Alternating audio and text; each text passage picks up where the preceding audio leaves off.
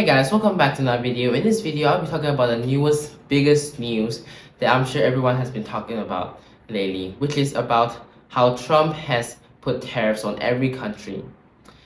But what if I told you all of this are a part of a bigger plan, and that these actions are not just what they seem, but it is deliberately done for a strategy for them to in the future.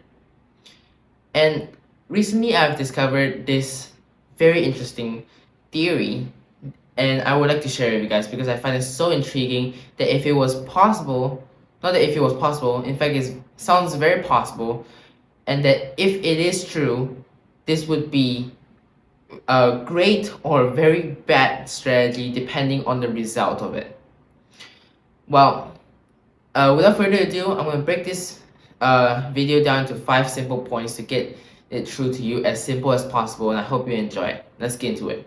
And now to my first point, which is the market meltdown.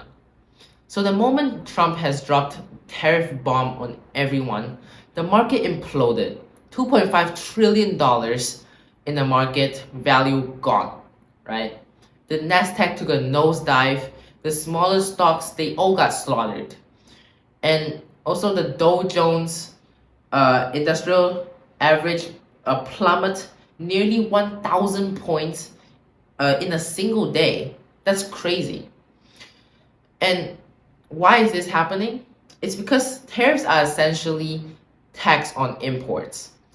And when everything from your groceries, smartphones, to even your parking ticket prices increase, then corporates will lose their minds, right? Obviously, everything will just go out of control. But here's the thing, this wasn't an accident. Market, despite uncertainty and Trump still going forward with exactly what he planned, I mean, just think about it. With all of this happening at the same time, you would think, of course, Trump would do something about it. I mean, there's literally riots everywhere now. You would think that Trump would step in and say, you know what, this is going a little bit extreme. But instead of even considering that, he keep going further and further. Makes you wonder whether this is planned or not, which is why a lot of people think this is not even an accident. So the real question isn't even why stock market crashed, it is actually what comes next.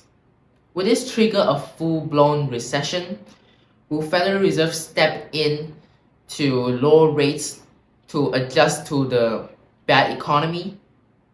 Or the worst part, and the worst question you can ask, which is not the worst question, but the scariest question you can ask is whether this chaos is actually part of the plan.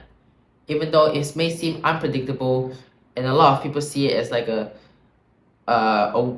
something you can't foresee in the future, and it's so chaotic that to the point where it's destroying the economy, this might actually be part of Donald Trump's plan, which is actually a very scary thing to even think about, because it is putting the economy in a very dangerous position. I mean the US economy in a very dangerous situation.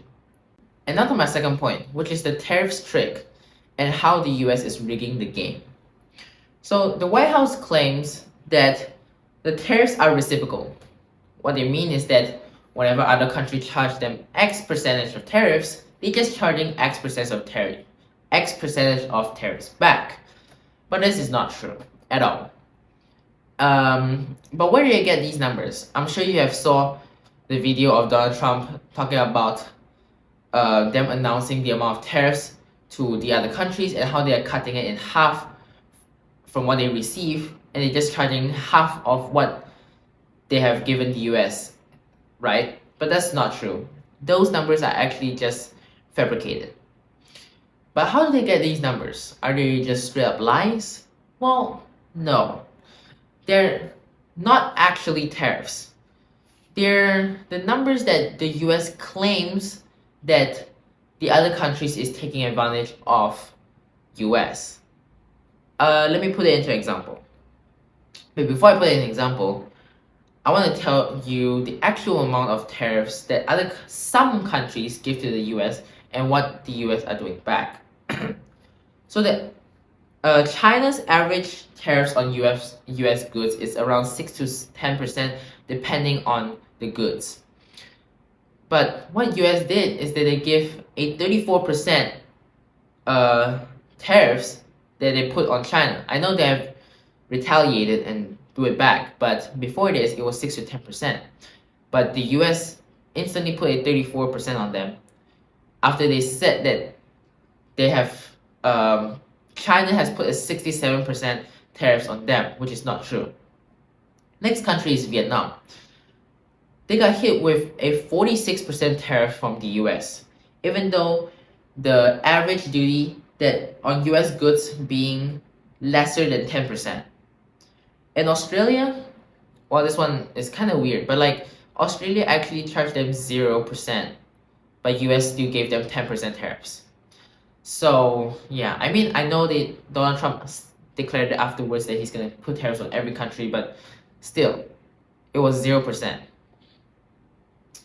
So, but how did US get these numbers, right? You must be wondering, how do they even get these numbers to make them say that these countries actually put tariffs on them and they're not completely lying? Well, what they're taking is, they're not actually taking tariffs numbers.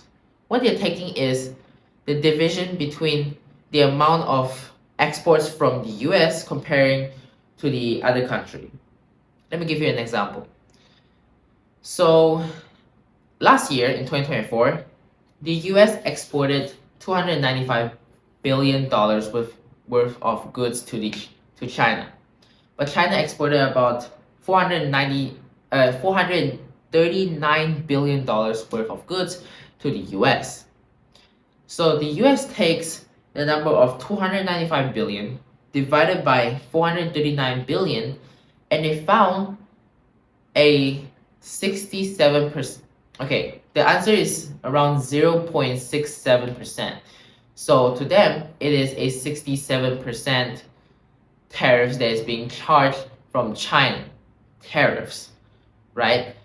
And they took this number and they divided it in half and got the number 34, right? So 34% is the amount of tariffs that they're putting on China. That's how they count it. And you can do it for the rest of the other countries, which you'll find that this formula is very close to 100% accurate to how they count it.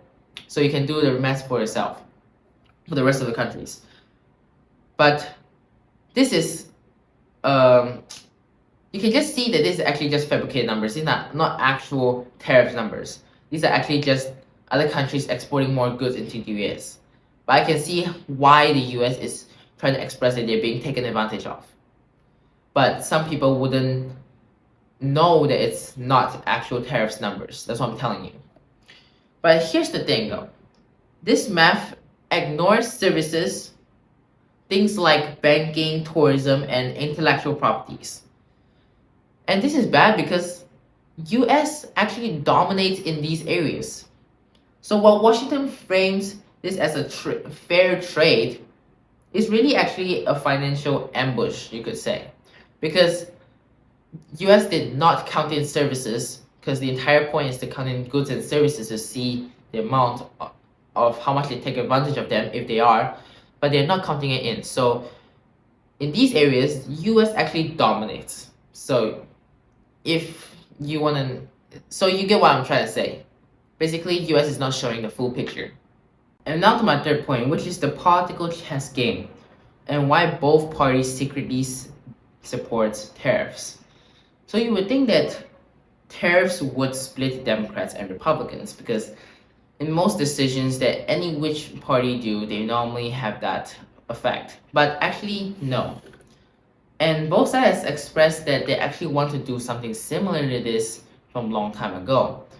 Not specifically tariffs, but something that would make US be not in the disadvantaged situation. Someone named Bernie Sanders in 2010, he said that blasted free trades for shipping America jobs to China. Barack Obama said that in 2016, demands he demanded China to stop stealing US technologies and hacking into our servers. Okay.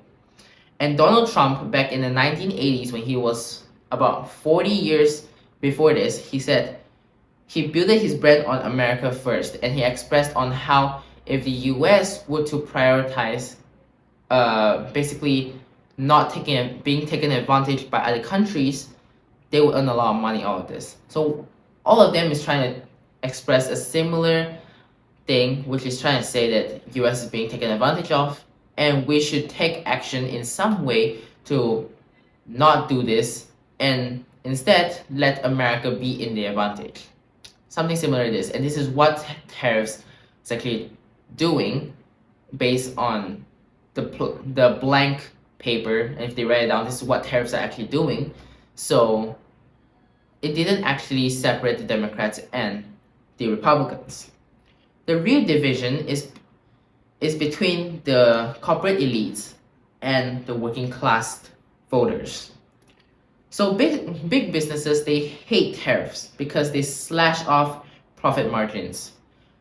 But those normal workers, right, they watch 5 million US manufacturing jobs vanish since the year 2000. So they actually get the hurt even more, if you get what I'm trying to say. I mean, this would really strongly affect them because it's a ripple effect. Everything like this is always a ripple effect, where it will affect the goods, and then suddenly the goods and services will increase in price like double suddenly, and then it will be like such a shock to them that when their jobs are not providing enough money and the wages inflation is not even nearly catching up to the prices of goods and services, then they'll be in a state of in a really bad state, right? So what Donald Trump is basically trying to do here is that he's trying to gamble the short-term suffering for the long-term gain, which he believes in the long term it will be better. And to put it simply, Donald Trump believes that based on a simple explanation I can put in, is that Donald Trump believes that the US economy, although it's good, it has been brought up in a bad way where it puts the US in a bad situation. And because of this, he's going to break down the entire foundation, not the entire foundation, but like he's going to break down a lot of the foundations of the US economy itself and rebuild it to put the US in a better condition and better position inside the economy so they can strive even better, if you understand what I'm trying to say. And on to my fourth point, which is the secret role of the Fed and how tariffs could possibly force a rate cut. So here's the thing. Trump has been plotting many things, and many people have speculation that this is only one of them. However, it is also a very important and tricky one, which is that these tariffs are part of the reason why they would be able to force a rate cut, which is what Donald Trump wants. So why do they want this, a rate cut? It is because the problem is that US is in around $34 trillion in debt. And every year they're paying $1 trillion just in interest of the debt. Interest of the debt. That's ridiculous. That's more than the entire defense budget of the country. So that's insane. If you that's the defense budget. More than the defense budget just for it paying off interest. If you understand how crazy that sounds. So the solution that people have Trump come up with is that they're gonna tank the economy and make it suffer until the point where the Fed will be scared and they'll cut rates. So here's the steps. They'll put tariffs and higher price will start coming to the country, and consumers will stop spending in order to save money because higher prices. Recession fears, unemployment rate increase, all that people stop spending, and recession fears. And then what this will do is that the Fed will feel the fear and then they'll cut rates. After they cut rates, US will be able to refinance debt at a lower interest rate.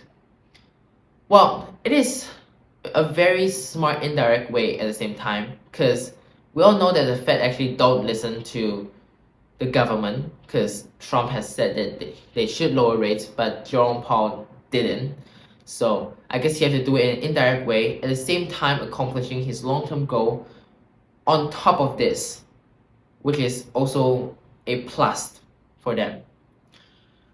So this isn't just a wild speculation though.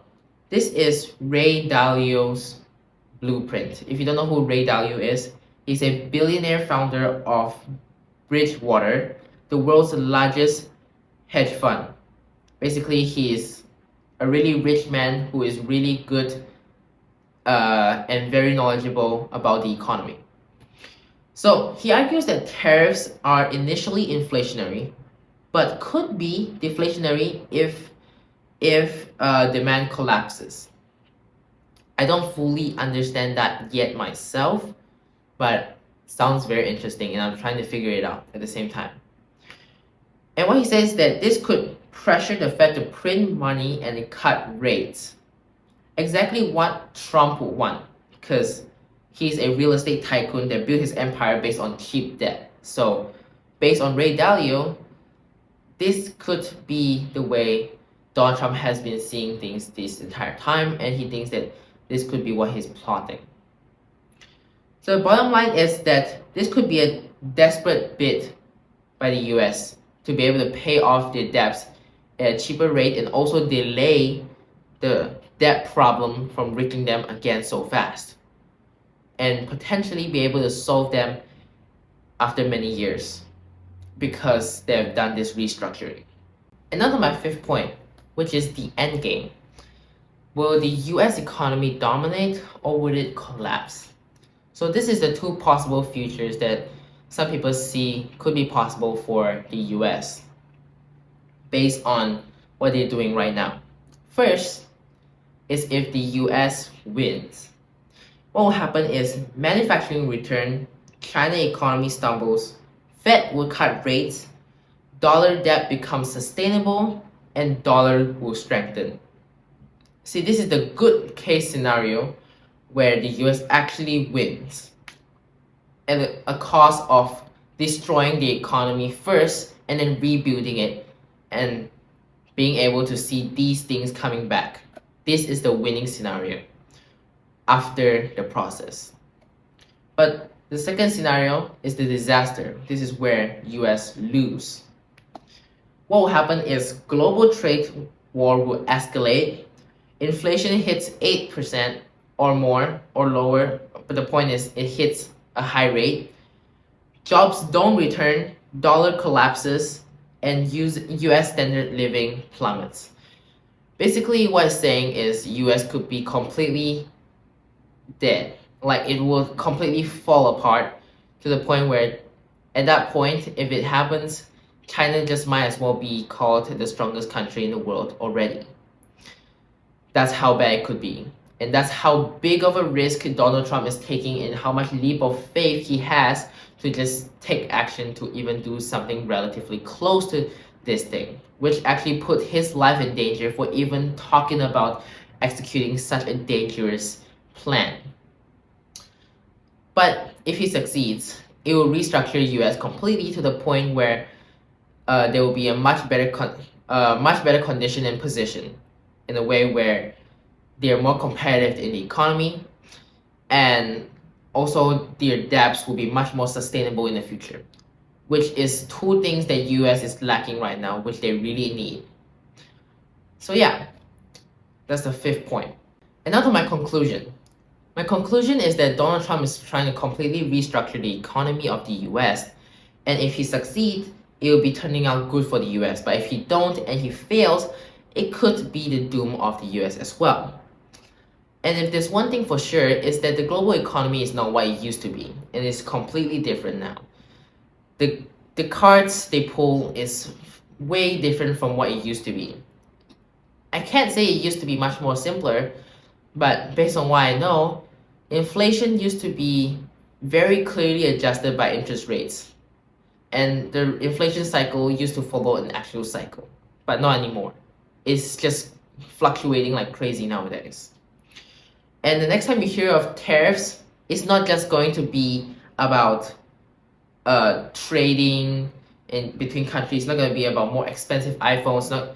It's going to be economic warfare. It's going to be trading warfare. This is now a weapon that US has used. It is one of the ways they use to hurt other countries' economy. And previously not done, but now it is. So there's definitely more things to consider in the future when we think about economic warfare. There's more weapons in the economy that many other countries can start using because of this. Well, I hope you enjoyed this video, and I hope you do learn something out of it like I did. I've learned a lot from it. And I hope you like and subscribe and watch my next video. So I hope to see you in the next one. Bye.